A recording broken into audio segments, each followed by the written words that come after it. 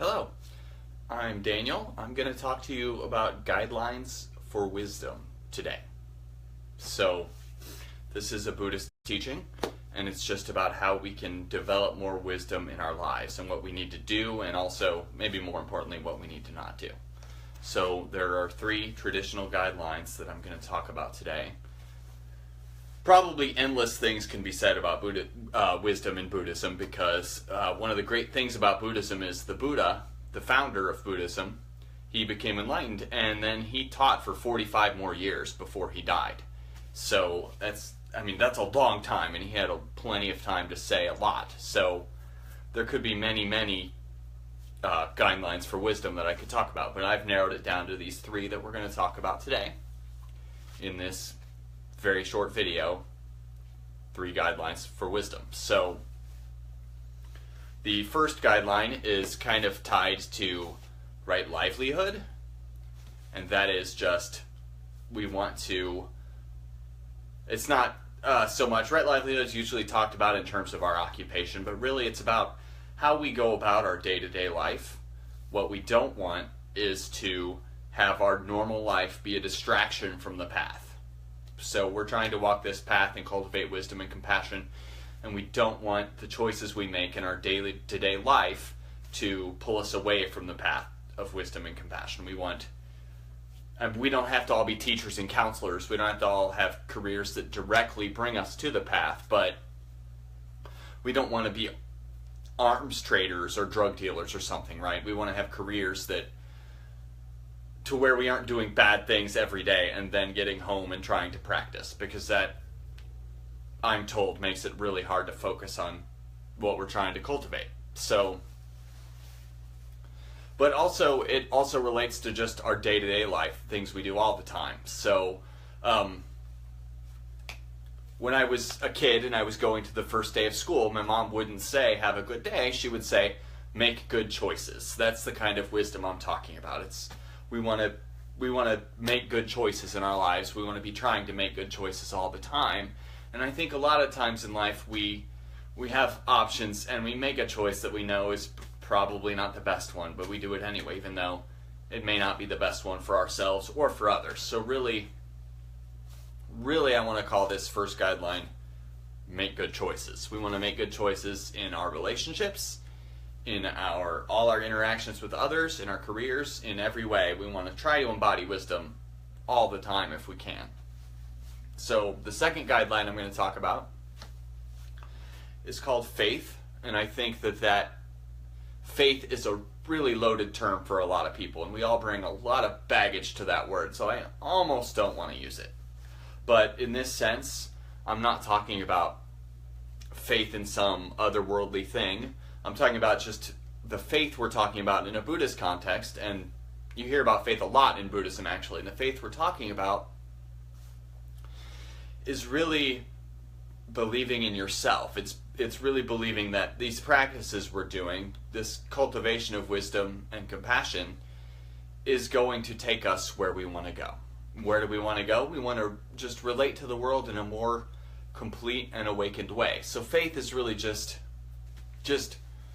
remembering that we can awaken to our true nature, that we can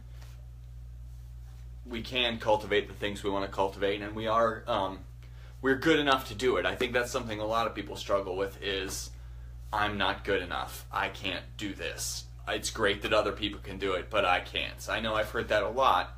When people find out that I'm a meditator, they often say things like, "Oh, I wish I could calm my mind down enough to meditate," as though because they think it's easy for me. Because I do it, they think it's easy for me.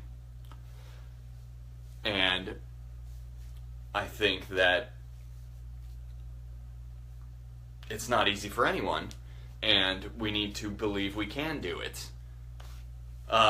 A viewer asks, would confidence be a good synonym for faith in a Buddhist sense? I think so. I think the reason faith is usually used is because confidence seems a lot smaller and faith seems like a really big thing, like we really believe it. But yes, I think confidence absolutely could be used instead. I think Confidence, though, could denote a sense of pride. I'm great, so I have confidence, whereas I think faith is more neutral in that sense. But I do like confidence a lot, so maybe we should ask all the Buddhists in the world to replace confidence for faith, because faith does get so confusing for people, because in the culture, in the American culture I'm raised in, faith means something else. Faith means believing something's going to happen when I die, or someone's watching over me or something.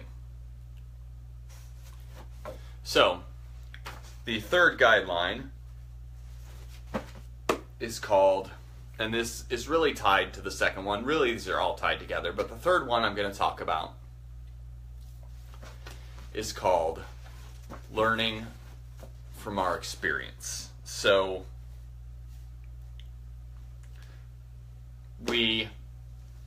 I think this is in the sense of, I learn as much when I make mistakes. I learn more when I make mistakes than I learn when I do everything right. I found that, especially in my career, when I go to work and I make a mistake in the work, of course I always learn a lesson. Whereas if I'm doing it all right, I'm not really learning anything. Not that I want to make mistakes, but I think there's value in mistakes. And that's what we're talking about here. We're talking about learning from our experience so we don't have the same struggles over and over and over, because so much in life we just repeat the same mistakes, whether it's in a relationship or in our job, or even when we're meditating we can get distracted by the same things over and over. We want to learn how to avoid the things that distract us, so we really want to learn from our experience and hopefully learn strategies that help us be more engaged, and learn strategies that help us avoid mistakes in the future.